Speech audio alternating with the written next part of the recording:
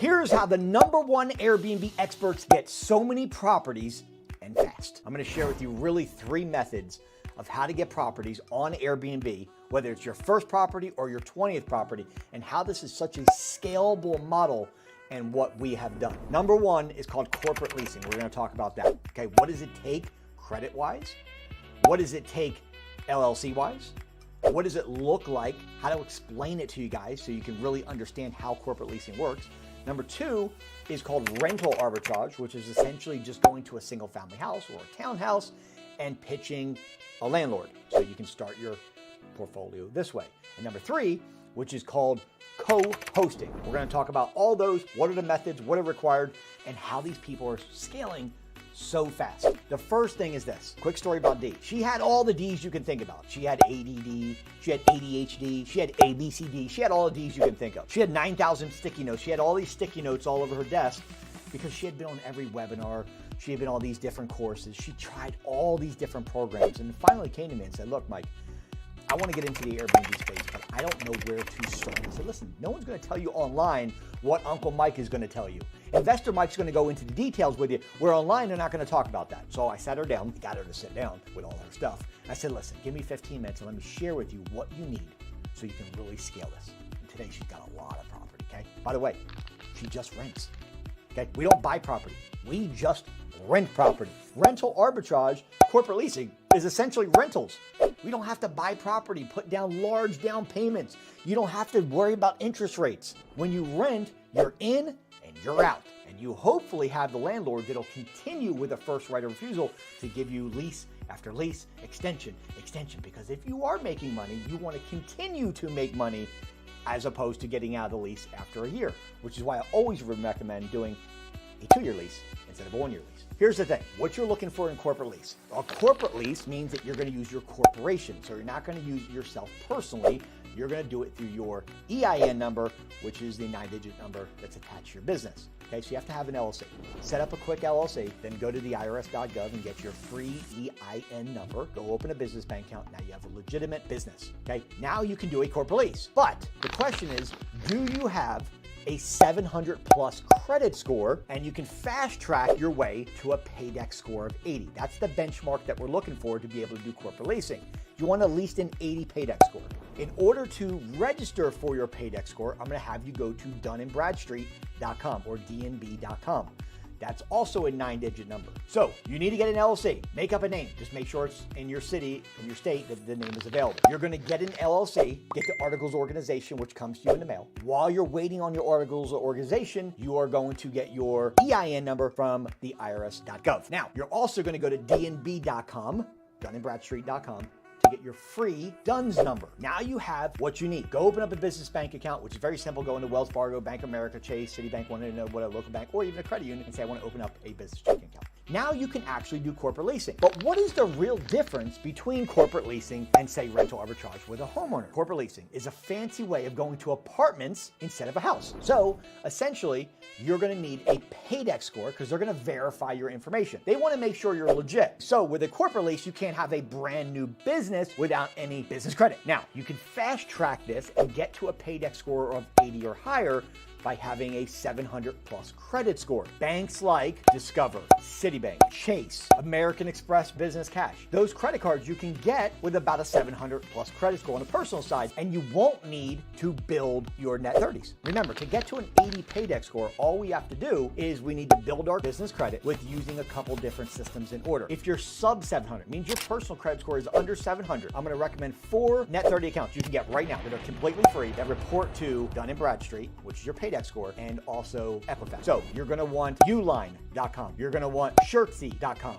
you're gonna want Granger.com, and you're gonna want NAV. These are called net 30s, okay? These are for people that have under a 700 credit score and you wanna build up your business credit because you don't have the personal credit there yet, so you have to rely on kind of doing the slower method. Once you get those 4 accounts showing on your business credit report, which again, NAV, then you can go to vendor accounts, which are basically store cards, and you can go to Chevron Texaco, you can go to Shell Station, you can go to Macy's, you can go to Home Depot, you can go to Lowe's. You can use these store accounts to actually start building business credit as well. You want a total of 10 lines. So 4 of the net 30s, once they report, get 6 of the store card. Once all 10 report, you should be ready to start getting what they call universal credit, which is Visa, MasterCard, American Express, or Discover. You can bypass the net 30s and the store cards if you want. If your credit score is above 700, you can go straight to the Discover Business. You can go straight to the Citibank Business Card.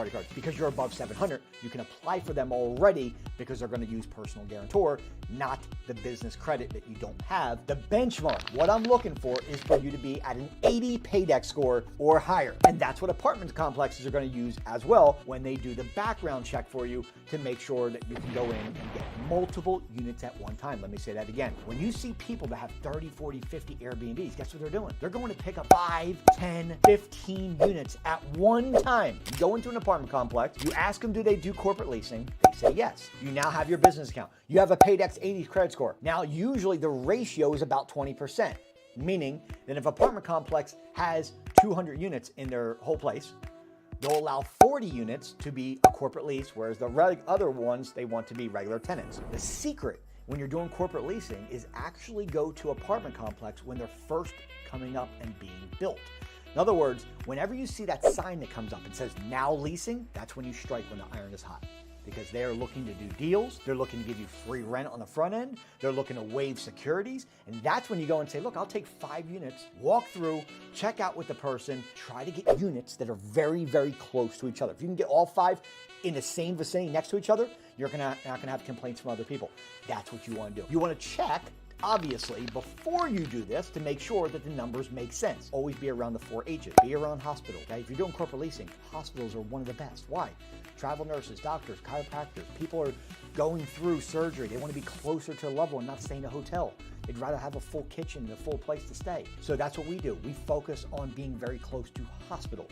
Number 2, you can be close to hotels. Hotels already did their work to check out, to make sure that you want to be somewhere next to a place that's already due diligence and research to say, okay, cool. We're going to put our building right here. If you can get Airbnbs, you can be in an apartment complex that's next to a hotel, you're going to do really well. Our thing is hills. Maybe you can get an apartment complex that's next to a hill. Think Poconos, think Tennessee, right? Gatlinburg, right? All these places that have mountains. An apartment complex that is close to this, you'll do really well. And what really does well in these corporate leases, because most apartment complexes have a community pool or a hot tub, they're going to do really well. Now, what do I recommend in the beginning? I recommend in the beginning doing rental arbitrage, because that's just going to a homeowner, whereas an apartment is going to require an 80 paydex score. On the personal side, when you just go rent from a homeowner, you're just pitching a regular person. They don't require you to have an 80 paydex score. They don't require you to have a perfect credit score. You could have a brand new business, and I can help you get into your very first property under 30 days. Why? Because it's all about credibility. It's about talking to them. It's about building a relationship. It's about contacting them when they're in pain, when they haven't been able to rent their property, which is why we find properties on Zillow that are listed for more than 3 months, because these homeowners are looking to rent quickly. They're in pain. The more pain, the more gain for us, because they want to rent their place because they haven't been able to rent it. Now we're going to go to a landlord. We're going to have a script, and we're going to say, Mr. Landlord, I love your property. We do corporate leasing. We welcome in travel nurses, doctors, chiropractors, business professionals, people relocating. Sometimes they stay for a couple days. Sometimes they stay for a couple months. But at the end of the day, we're going to keep your place in for-sale condition the entire time. We're not going to paint the back bedrooms pink and green for different kids. We have generally no little kids. We have no smokers and no pets. We want to rent your place for at least 2 years. Can we put together a deal? That's a script to a landlord. You're using your EIN. I don't care what your personal credit score is, and I don't care what business credit you have. I can help you with my credibility, my background, and my negotiation skills. By the way, if you haven't subscribed to the channel, it helps us bring content to you every single day. Take a second, thumbs up the video, make sure you subscribe, because I'm going to be doing videos every single day going in depth of how to get your first Airbnb, how to get your 20th Airbnb. We're talking ADR, your average daily rate. We're talking about how to maximize your channels, how to use multi-calendar, how to use Guesty, how to use AirDNA. And I want to make sure you guys are here with me every single day. So make sure you subscribe and turn on your notifications so that way you know when I'm doing a video every single day to get you to that next level quickly. There's nobody that wants you to win more than I do. Okay, I want you to win. So rental arbitrage, just going to a landlord, using the right script, warms them up. They're already in pain.